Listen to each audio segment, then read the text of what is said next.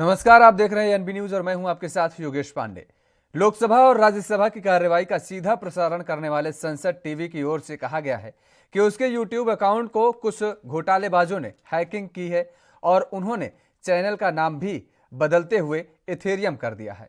YouTube की community guidelines के कथित तौर पर उल्लंघन के लिए अकाउंट को बंद किए जाने के बाद संसद टीवी की ओर से यह प्रतिक्रिया सामने आई है।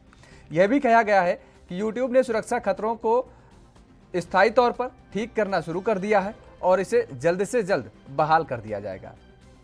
एक प्रेस विज्ञप्ति में बताया गया है कि 15 फरवरी को लाइव स्ट्रीमिंग सहित संसद टीवी के YouTube चैनल कुछ धोखेबाजों की अनाधिकृत गतिविधियों के तहत इसको हैक कर लिया गया है और चैनल का नाम भी बदलकर एथेरियम कर दिया गया है। हालांकि संसद टीवी की सोशल मीडिया टीम ने इसे तुरंत काम करना शुरू कर दिया है और सुबह करीब 3:45 पर सेवाओं को बहाल कर दिया गया। खाते को हैक कर चैनल का नाम बदलकर एथेरियम रखा गया था, जो एक क्रिप्टो मुद्रा है। संसद टीवी की ओर से कहा गया है कि देश में साइबर सुरक्षा को देखने वाली Indian computer emergency response team की ओर से उसके प्रबंधन को इस घटना के बारे में चेताया भी गया था। संसद टीवी के यूट्यूब खाते की स्क्रीनशॉट सोशल मीडिया पर शेयर किए गए, जिस पर लिखा था, इस खाते को यूट्यूब के सामुदायिक दिशा निर्देशों के उल्लंघन के चलते बंद कर दिया गया है। तो भारत में डिजिटल मीडिया का डंका बज रहा है। वर्तमान सरकार या भारतीय जनता पार्टी की सरकार कहें तो लगातार डिजिटल पर फोकस करती नजर आ रही है, डिजिटल मीडिया को बढ़ावा देने का जिक्र कर रही है और लगातार जिस तरीके से पूरे देश ही नहीं बल्कि विदेशों में इस बात का बखूबी और बड़ी ही सुंदरता के साथ बखान और गुणगान किया जाता है कि दरअसल भारत में अब डिजिटल मीडिया का डंका बजने लगा है और हर काम डिजिटल मीडिया के सहारे करने की बात की जा रही है। वो चाहे नौकरी पेशे की बात की जाए या फिर किसी भी पार्टियों के द्वारा या सरकार के द्वारा किसी कार्यक्रम के उद्घाटन या किसी प्रोग्राम को लेकर के किया जाए, सारी चीजें अब डिजिटल मीडिया के सहारे हो रही हैं। लेकिन जिस तरीके से भारत में समय समय पर ये बातें सामने आती हैं कि हैकिंग की गई है, याद होगा आपको कि पिछले साल जिस तरीके से सामने एक मुद्दा आया था कि फेसबुक से लगभग लाखों लोग, हजारों लोगों के, लाखों लोगों के जो डिटेल्स थी उनको हैक किया गया है। और इसके साथ ही साथ अभी पिछले दिनों का अगर जिक्र किया जाए तो प्रधानमंत्री नरेंद्र मोदी की जो ट्विटर था उसको भी हैक किया गया था। इस तरीके की जो घटनाएं सामने आ रही हैं, ऐसे में एक बहुत बड़ा सवाल उठता है और वो सवाल उभर करके सामने आता है कि देश में जिस तरीके से डिजिटल मीडिया को बढ़ावा दिया जा रहा है, लेकिन सुरक्षा में सेंध लगाने वाले इस डिजिटल मीडिया के बढ़ावा को कहीं ना कहीं लोगों के मन में संदेह व्याप्त करते हैं, संदेह पैदा करते हैं।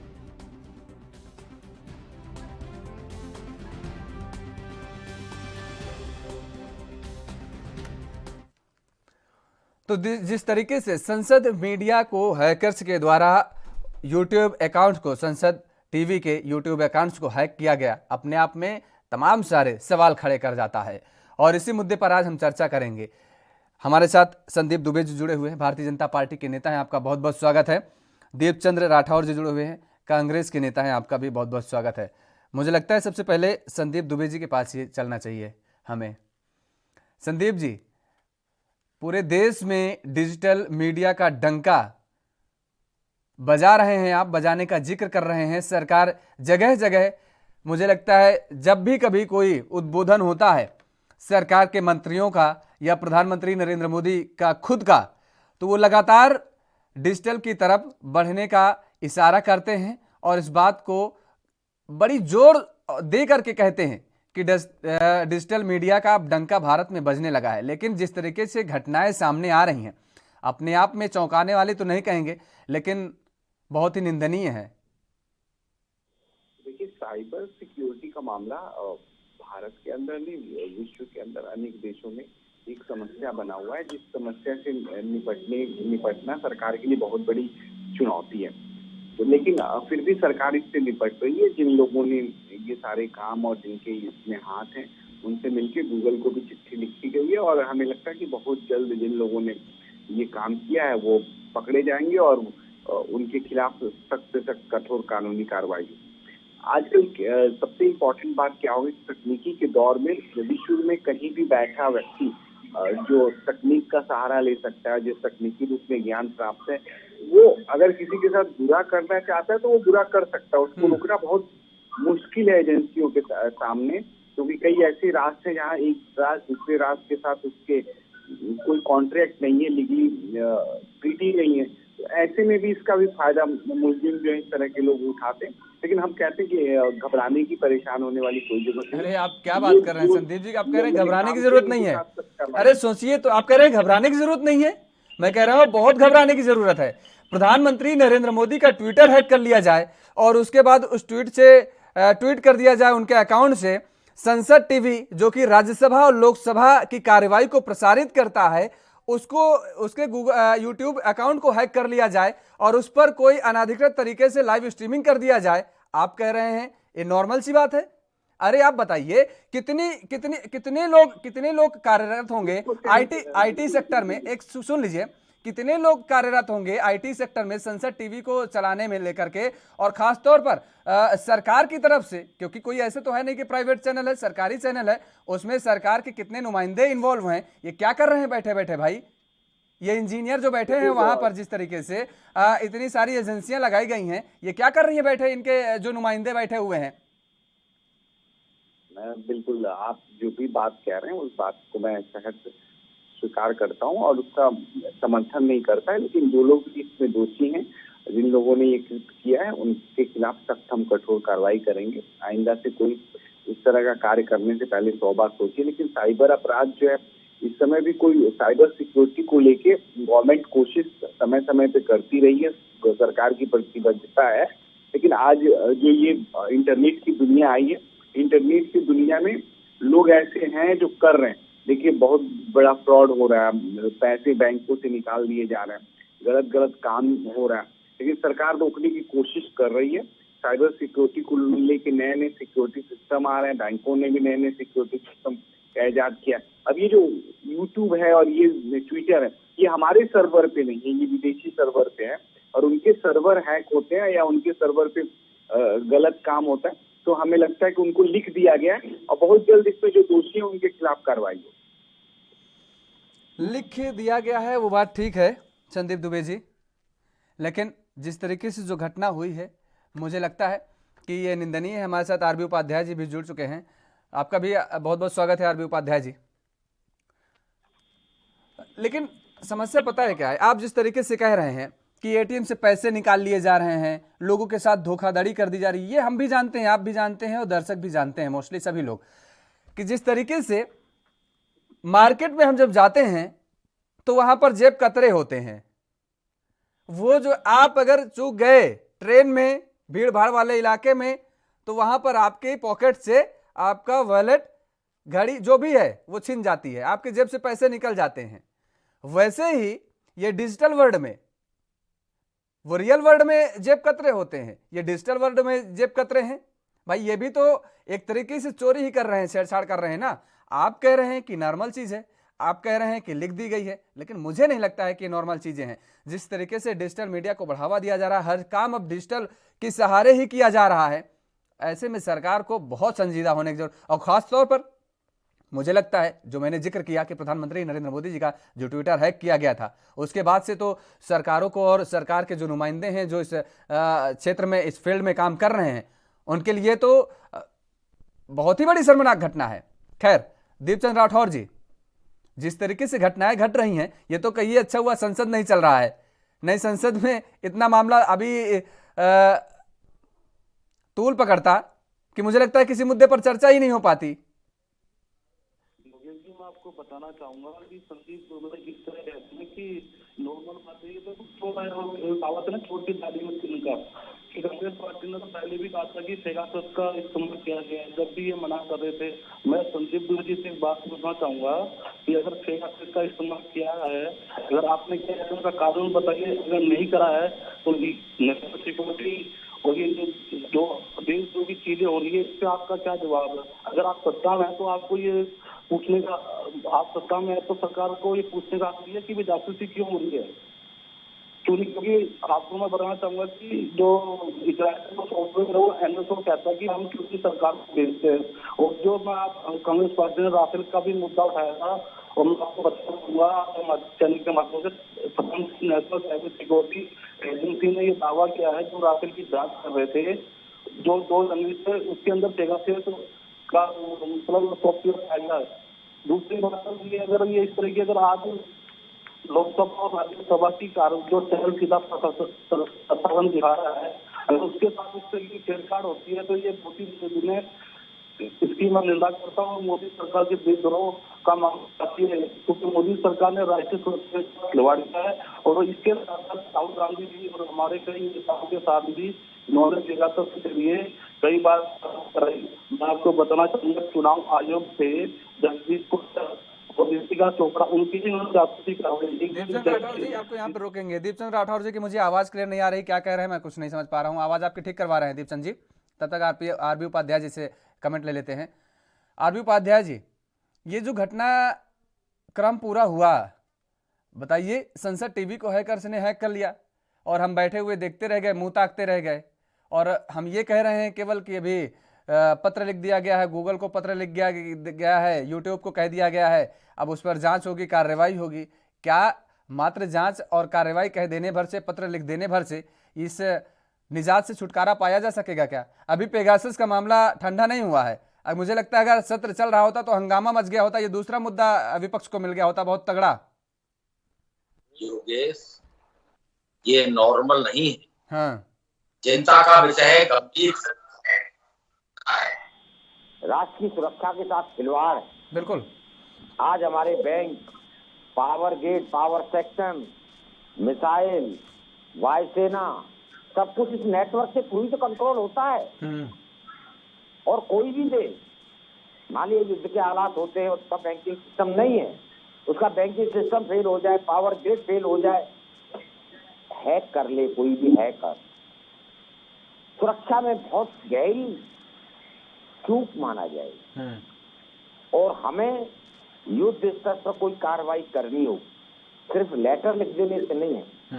आज जिस तरीके से पूरा सिस्टम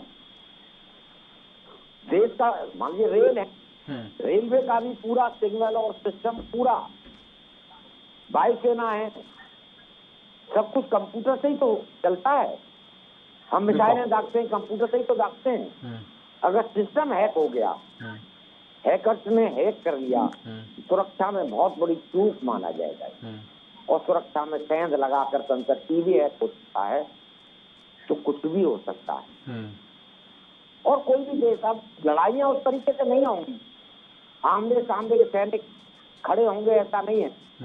किसी भी देश का सिस्टम हैक कर लीजिए, मान लीजिए पावर ग्रिड का सिस्टम हैक कर लिया तो अंधेरा, फैक्ट्री बंद, रेल जहां खड़ी है वहीं खड़ी रहेंगी, एक कदम आगे नहीं बढ़ेंगी। तो इस सब को इतना आसानी से लेना, देखिए हैक होने के बाद उसका नाम ही बदल दिया उन्होंने। और हमारे यहाँ अभी कोई सिस्टम नहीं है। साइबर क्राइम पर हम बहुत ज्यादा काम नहीं कर पाए, पूरा सिस्टम डेवलप नहीं कर पाए। आज आप देखेंगे बैंक से कोई फ्रॉड हो जाता है, पैसा निकल जाता है, बैंक भी पल्ला झाड़ लेता है, वो जाएगा, कहीं रिपोर्ट होगी दूसरी जगह, फिर उसका क्या परिणाम आएगा कुछ नहीं पता। ये असुरक्षा का माहौल देश के लिए खतरनाक स्थिति दर्शाता है। हमको जिस तरह से आप देखेंगे कि बहुत सारे राष्ट्रों ने साइबर के जो एक्सपर्ट हैं पूरी टीम बनाई हुई है, और हम देखते हैं कि हमारे पड़ोसी मुल्क ही हमारे सिस्टम को हैक कर लेते हैं। कि इसको फुल प्रूफ बनाना बहुत जरूरी है। हम 21वीं सदी की बात करते हैं, सब कुछ डिजिटलाइज करने की बात करते हैं, सबको डिजिटलाइज कर दिया, लेकिन उसकी सेफ्टी, उसकी सिक्योरिटी कौन सुनिश्चित करेगा? ये राष्ट्र की सुरक्षा का मामला है, बिल्कुल, सिर्फ एक संसद टीवी का मामला नहीं है। और आगे से युद्ध लड़े जाएंगे। किसी भी देश की पावर ग्रिड को आप हैक कर लिया, अंधेरा हो गया और सिस्टम हैक हो गया, तो ना आपकी मिसाइल चलेगी, ना आपके वायुसेना के विमान उड़ेंगे। दर्शक भी इस बात को समझ लें कि ये कोई छोटा मोटा मामला नहीं है, ये गंभीर चिंता का विषय है। और सरकार आती रहती है, जाती रहती है, लेकिन हम देश की सुरक्षा के साथ खिलवाड़ जो हो रहा है ये बर्दाश्त नहीं किया जा सकता। बिल्कुल बात आपने बहुत अच्छी बात कही है। दरअसल ये केवल संसद टीवी का मामला नहीं है, ये राष्ट्रीय सुरक्षा में चूक का मामला है और बहुत बड़ी चूक का मामला है। आपने एक उदाहरण जिस तरीके से दिया ये, और मुझे लगता है कि ये सोशल वॉर हो सकता है, क्योंकि जिस तरीके से सोशल मीडिया के सहारे भाई हम बॉर्डर पर अपनी सेना को तैनात कर सकते हैं, दुश्मन देश हमारे सेना में क्षति, हमारे देश को, हमारे राष्ट्र को क्षति ना पहुंचा सके, इसके लिए हम बॉर्डर पर सेना की तैनाती कर सकते हैं। हम अपने देश और राष्ट्र के निर्माण के लिए रात दिन एक कर रहे हैं, किसी भी तरीके का कोई नुकसान ना हो इसके लिए लगातार प्रयत्नशील हैं। लेकिन वो देश की सुरक्षा में डटे जवान क्या कर पाएंगे यदि सोशल वार इस तरीके से, जिस तरीके से धीरे धीरे शुरुआत हो रही है, एक बड़ा सोशल वॉर अगर हो गया देश में तो हम क्या करेंगे? वो जवान क्या करेंगे? जवान तो बॉर्डर पर खड़े हुए हैं भाई, किसी को आने की जरूरत ही नहीं पड़ेगी देश के अंदर। संदीप जी, आप भले ही इसे कितनी आसानी से लेते हो और आप भले ही कितने आसान शब्दों में ये कह रहे हो कि पत्राचार्य हो गया है, कार्रवाई हो जाएगी, ये कार्रवाई मात्र भर से काम नहीं चलेगा। सरकार अपना पल्ला झाड़ लेगी, इससे काम नहीं चलेगा। सरकार को इस पर जागना पड़ेगा, चिंतन करना पड़ेगा, आत्ममंथन करना पड़ेगा। और खास तौर पर प्रधानमंत्री नरेंद्र मोदी जी तो खुद इतने सख्त, इतने कड़े फैसले लेते हैं। आप, मुझे तो नहीं पता चला आज तक, शायद अगर आपको जानकारी हो तो बता दीजिए कि अब जिस तरीके से कह रहे हैं जो इस पे दोषी होंगे उन पर कार्रवाई की जाएगी। प्रधानमंत्री नरेंद्र मोदी जी का जो ट्विटर हैंडल अकाउंट हैक हुआ था, उसके बारे में कुछ अपडेट है क्या आपको? कैसे हैक हुआ या कौन से वो हैकर्स थे? मुझे तो जानकारी नहीं है। यदि आपको अपडेट तो आप बता दीजिए उसको भी। देखिए, मुझे 2 मिनट बोलने देंगे तो आप बोलिए ना, आप ही को मौका दे रहा हूँ। देखिए, हम लोगों ने देश में साइबर अपराधों को नियंत्रित करने के लिए अभी प्रभावित तरीके हमने अपनाए हैं, हमारी सरकार ने अपनाया होगा और आपको पता भी होगा। इसके लिए साइबर सुरक्षा केंद्र स्थापित हुए हैं और ये इलेक्ट्रॉनिक एवं सूचना प्रौद्योगिकी मंत्रालय जो है, ministry of electronic and information technology के तहत भारत सरकार इस डिजिटल मुहिम का हिस्सा भी है। और हम लोग जो भी व्यक्ति इस तरह कर रहा है उस तक सरकारें पहुंच जाती हैं। और चूंकि सूचनाओं के आधार पे जो सूचना मिलती है, सूचना साझा करना, साइबर सुरक्षा के संदर्भ में सर्वोत्तम कार्य प्रणाली विकसित करने के लिए अमेरिका हो गई, ब्रिटेन हो गया, चीन जैसे जो देश हैं, अभी हम भारत मान सकते हैं कि हम इन सब, क्योंकि ये लोग हमसे टेक्नोलॉजी में बड़े हैं, लेकिन हम इनसे समन्वय स्थापित कर रहे हैं। हमने हमेशा साइबर सुरक्षा को लेकर फ्रेमवर्क बनाया है और आपको पता भी होगा कि अभी राष्ट्रीय सुरक्षा परिषद सचिवालय में नोडल एजेंसी बनाई गई और उसका गठन हुआ साइबर को लेकर। देखिए, साइबर सूचना प्रौद्योगिकी अधिनियम 2000 जो एक्ट पारित हुआ है, उसके हिसाब से जो भी इसमें दोषी है, जो साइबर सुरक्षा नीति हमारी 2013 में बनी, उसको लेके अगर जिन लोगों ने ये गलत किया है, व्यवधान डाला है, हम उनके खिलाफ सख्त से सख्त कार्रवाई करेंगे और उनको बख्शेंगे नहीं। दूसरी जो सबसे महत्वपूर्ण बात है इसको लेके कि सरकार समय समय पे साइबर सुरक्षा के खतरों का विश्लेषण कर रही है, अनुमान लगा रही है और चेतावनी भी हमारे द्वारा जारी होता है कि हमारी नोडल एजेंसियां बराबर समन्वय बैठा के रखें। दूसरी, आपने कहा प्रधानमंत्री जी की ट्विटर अकाउंट हैक हुआ, जो लोगों ने जो कार्रवाई करी उनको सरकार के लोगों ने पकड़ा, एजेंसी ने पकड़ा और उनको जो सूचना प्रौद्योगिकी अधिनियम 2000 की धाराएं हैं 43, 43A और यह 66, 60B के अधीन जो है साइबर, दिक्कत क्या है कि हैकिंग की जितनी घटनाएं होती हैं, जो हमारा कानून है उसमें सिर्फ 2 वर्ष का सजा है और जुर्माना है। अभी कोशिश होनी चाहिए कि इस तरह की जो चीजें हैं कानून में भी अभी संशोधन करना चाहिए, मेरा व्यक्तिगत मानना है। और संशोधन करने के बाद कठोर से कठोर 10 साल, 15 साल या आजीवन कारावास हो, जो ये राष्ट्रीय सुरक्षा को खतरा पैदा कर रहे हैं, ये मुझे समझ में आता है। तो एक ये कानून में आगे भविष्य में चल के ये बदलाव करने की आवश्यकता है, क्योंकि इसके सजा इतने कम है कि आदमी अपराध भी करता है तो वो बच जाता है। तो अपराधियों को सही जगह उनकी जो जेल है वहां पहुंचाने के लिए एक और मजबूत कानून, इसके साथ IPC की धारा भी जोड़ने की आवश्यकता पड़ेगी जब हम ऐसे लोगों को पकड़ते हैं। बिल्कुल ठीक बात आपने कही, देशद्रोह है ये तो मेरे हिसाब से तो बहुत बड़ा जिस तरीके से अपराध किया जा रहा है। दीपचंद राठौर जी एक बार फिर से हमारे साथ जुड़ चुके हैं। दीपचंद जी, आवाज मिल पा रही है आपको? इस पूरे घटनाक्रम को कांग्रेस का अगर जिक्र करें तो किस नजरिए से लेती है कांग्रेस? पांडे जी, मैं आपको कहना चाहूंगा, मोदी सरकार के राष्ट्रीय सुरक्षा के साथ जिस तरह खिलवाड़ कर रही है, साइबर सुरक्षा के साथ खिलवाड़ कर रही है, विपक्षी नेता जो संवैधानिक पदों पर बैठे हैं उनकी जासूसी करवा रही है। मैं दुबे जी आपसे पूछना चाहूंगा, अगर सरकार होने के नाते आप ये जानना नहीं चाहूंगे कि ये इतनी बड़ी जासूसी कौन कर रहा है? क्योंकि जो इजराइल का जो सॉफ्टवेयर है वो एनएसओ कहता है कि हम चुनी हुई सरकार को सॉफ्टवेयर ये बेचते हैं। और रही आपको मैं बात बताना चाहूंगा राफेल की बात, कि फ्रांस की नेशनल साइबर सिक्योरिटी एजेंसी ने वहां पर दावा किया था, जो राफेल की जांच कर रहे थे 2 जर्नलिस्ट, उनके फोन के अंदर भी पेगासस का सॉफ्टवेयर पाया गया। और यहाँ तक जो चुनाव आयोग का एक चीफ जस्टिस है इंडिया है, चाहे सीबीआई हो, चाहे ईडी डायरेक्टर हो, चाहे विपक्ष के नेता हो, चाहे यहाँ तक कि भारतीय जनता पार्टी ने अपने मंत्री और संतृप्ति की जासूसी करवाई है। चुनाव आयोग के जो आयुक्त हैं जगदीश कोचर और रितिका चोपड़ा, इनकी भी इन्होंने जासूसी करवाई है। और मैं आपके चैनल के माध्यम से बताऊंगा कि गोवा और कर्नाटक की सरकार ग्राम के अंदर पेगासस बहुत बड़ा रोल रहा है। ये उस जासूसी के हिसाब से सरकार को गिराने का काम करते हैं और राष्ट्रीय संपत्ति को नुकसान पहुंचाने का काम करते हैं। इनके ऐसी सरकार के ऊपर देशद्रोह का मुकदमा लगना चाहिए। संदीप दुबे जी, ये तो आप ही के ऊपर कह रहे हैं देशद्रोह का मुकदमा लगना चाहिए। गंदी हो जाएगी हमारी सोच, हम लोग इतना गंदा कर लेंगे।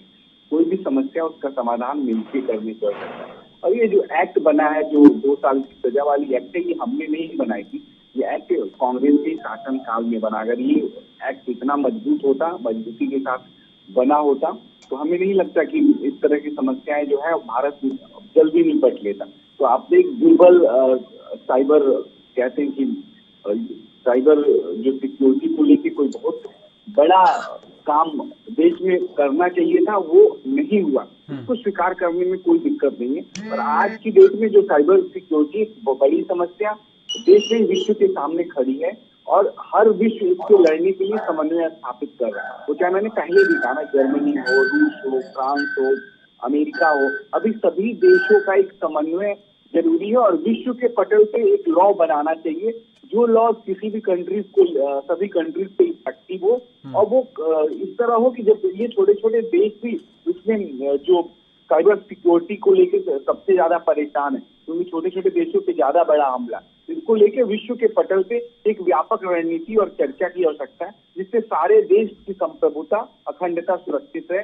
क्योंकि ये विषय देश के संप्रभुता से जुड़ा हुआ है और संप्रभु राष्ट्र के लिए हम सबकी अपनी नैतिक जिम्मेदारी। दूसरा, मैं कांग्रेस के साथी को कहूंगा कि हर समय बुराई की राजनीति ठीक नहीं है। आप हमारी बुराई करिए, आलोचना करिए, अच्छी बात है, लेकिन हमेशा हर विषय के लिए बुराई करना और हर विषय की जानकारी के अभाव में बुराई करना। कभी कभी हम लोग टेलीविजन पे बैठ जाते हैं, विषय की नहीं जानकारी होती, तब भी हम दूसरे पक्ष की बुराई करके अपना समय निकाल देते हैं। तो उनको जो लगता है वो कहें, लेकिन आज जरूरी ये है कि सरकार की एजेंसियां जो है अपना काम कर रही हैं और बेहतर ढंग से काम कर रही हैं। और जो भी इसमें दोषी हम उनको पकड़ेंगे, हम जेल में डालेंगे। कल आप बचाने मत आइए, कल मुझे लगता है कि आप बचाने मत आइए। तुष्टिकरण की बात करते हो आप लोग। नहीं, बचाने नहीं आएंगे कांग्रेस के लोग, लेकिन दरअसल यूट्यूब हैकर्स ने संसद टीवी के अकाउंट को हैक किया है, ये ठीक कर लिया जाएगा। लेकिन राष्ट्र की जो छवि धूमिल होती है, मैंने इसीलिए संप्रभुता की बात करी। मैंने कहा, हाँ, सुन लीजिए, मैं बोल रहा हूँ, मैं बता रहा हूँ, वही चीज मैं कह रहा हूँ। छोटे राष्ट्रों की संप्रभुता जब राष्ट्र की बात आती है तो चाहे सत्ता पक्ष हो चाहे विपक्ष हो, साथ में आना चाहिए, ठीक बात है। लेकिन ये संदीप जी, आपके लिए भी सोचने की जरूरत है। आ रहे हैं आरबी उपाध्याय जी। योगेश, अगर देश के साथ कोई अनहोनी घटना घट जाती है तो उसके लिए कांग्रेस जिम्मेदार होगी, नेहरू जिम्मेदार होगा, पाकिस्तान जिम्मेदार होगा, यानी सत्ताधारी दल की कोई जिम्मेदारी नहीं। वही मैं कह रहा हूँ संदीप जी से, मैंने वही कहा कि ये आपने कहा कार्रवाई कर देंगे, कार्रवाई करने के बाद ठीक है, संसद टीवी एक बार फिर से अकाउंट उसका चालू हो जाएगा सुचारू रूप से। योगेश, क्या कार्रवाई कर देंगे? नहीं, हम वही चीज पूछ रहे हैं, जो बदनामी कानून के हिसाब से ही तो कार्रवाई करेंगे ना, आप नहीं देंगे। इनको आइडेंटिफाई करना है, कानून है, कानून के हिसाब से कानून सम्मत ही कार्रवाई होगी। हम तो वो देश में नहीं रहते ना जहाँ पे हिटलरशाही चलती हो, किसी को गर्दन उतार दें। हमें तो ये भी देखना है हम जिस मुल्क में रहते हैं अपने मुल्क की सभ्यता, संस्कृति और कानून इस बात को आप भी जानते हैं। करना है। देखिए, हैकर कई दूसरे देश में बैठा है, दूसरे देश के सिस्टम को एडॉप्ट करके हमारे सिस्टम को बाईपास करके उसमें सेंधमारी करके वो हैक करता है। उसको ट्रेस करना संभव नहीं हो पाता। सिर्फ ये पता लगता है कि भी उस देश से हैक हुआ है, उस देश के हैकरों ने हैक किया है, उस देश के हैकरों ने कार्रवाई की है। किसने कार्रवाई की है वो ट्रेस नहीं होता, वो संभव नहीं है। तो इस सिचुएशन में देखिए, ऐसा कह देना मेरी समझ से परे है कि भी ये तो कांग्रेस ने कानून गलत बनाया, सब कुछ कांग्रेस ने किया, तो बीजेपी क्या कर रही है? क्या आप देख रहे हैं कि भी कांग्रेस ने क्या गलत किया है, क्या सही किया है? और एक और जो हमने करा वो खाली बेचने में लगे हुए 7 साल से, और कुछ नहीं करा इन्होंने। ये सिर्फ बेचने की पॉलिसी है इनके पास। अगर इनसे कोई मुद्दा पूछो तो कांग्रेस बंधु ये खुश होने की जरूरत नहीं है, जानकारी में कांग्रेस को भी खुश होने की जरूरत नहीं है। कांग्रेस भी उतनी ही जिम्मेदार है। आप लोगों को तो मिलकर देश की सुरक्षा के लिए, राष्ट्र स्वाभिमान के लिए आपको भी कार्य करना चाहिए कि भी किस तरीके से हम जो साइबर क्राइम है उसको रोक सकते हैं। इनको जवाब देना चाहिए कि अगर आप लोगों को राजनीति से परे हटकर, ये राजनीति का वक्त नहीं है। आप जिस टेलीफोन पे बात कर रहे हैं आप बात नहीं कर पाएंगे, सिस्टम हैक हो जाएगा। तो देशद्रोह और राष्ट्र प्रेम ये दिख रहा है। संसद का टीवी हैक हुआ है, कोई मजाक नहीं हुई है। हम तो चाहते हैं कि इसकी जांच हो। हम तो बिल्कुल राष्ट्र प्रेम की बात कर रहे हैं। जिन्होंने ये काम करने पर देशद्रोह का मुकदमा लगना चाहिए, जो सरकार के उनके ऊपर एक्शन होना चाहिए। इजराइल का तो सॉफ्टवेयर ये कहता है कि जो चुनी सरकार ये टांग खिंचाई से नहीं होगा, सबको मिलकर, मेरी भी जिम्मेदारी है, आना पड़ेगा, एक मंच पर आना पड़ेगा, मेरा भी कर्तव्य है राष्ट्र के प्रति। फेसबुक दरअसल ये कोई पहला मामला नहीं है। फेसबुक का भी जो डेटा जब हैक किया गया था तो तब बताया गया था कि किस तरीके से अमेरिकी चुनाव में उस डेटा को इस्तेमाल किया गया था। जुकरबर्ग ने उसके बाद माफी मांगी थी। मतलब ये कोई पहला मामला नहीं है, तमाम सारे अनगिनत मामले हैं। बावजूद इसके जिस तरीके से सुरक्षा में सेंध लग रही है, अपने आप में बहुत बड़ा सोचने का विषय है। और मुझे लगता है संदीप दुबे जी, केवल ये मात्र कह देने भर से या कि जांच होगी, जांच की जाएगी, कार्रवाई की जाएगी, या कांग्रेस पर आरोप लगा देने से ये सारे जो केस आ रहे हैं, जो मामले आ रहे हैं, ये साफ नहीं हो सकते हैं। इससे हम सहमत नहीं हैं। फिलहाल आप तीनों मेहमानों का हमारे साथ जुड़ने के लिए बहुत बहुत शुक्रिया। तो जिस तरीके से जो मामले सामने आ रहे हैं लगातार साइबर को लेकर के, साइबर वॉर अगर इसको कहें, इसका साइबर वॉर नाम दे तो मुझे लगता है गलत नहीं होगा। और अगर सरकारों ने नहीं चेता तो आने वाले समय में बेहद संकट का समय पैदा हो सकता है। इसलिए सरकार और विपक्ष दोनों के एक साथ आना चाहिए एक मंच पर, और इस पर मंथन करने के साथ साथ कोई तोड़ निकालना चाहिए, क्योंकि ये एक बहुत बड़ा मुद्दा है। केवल संसद टीवी का हैकर का मामला नहीं है, दरअसल ये राष्ट्रीय सुरक्षा का मामला है। इस चर्चा में मेरे साथ फिलहाल इतना ही। देश और दुनिया की तमाम खबरों के लिए बने रहिए एएनबी न्यूज के साथ। नमस्कार।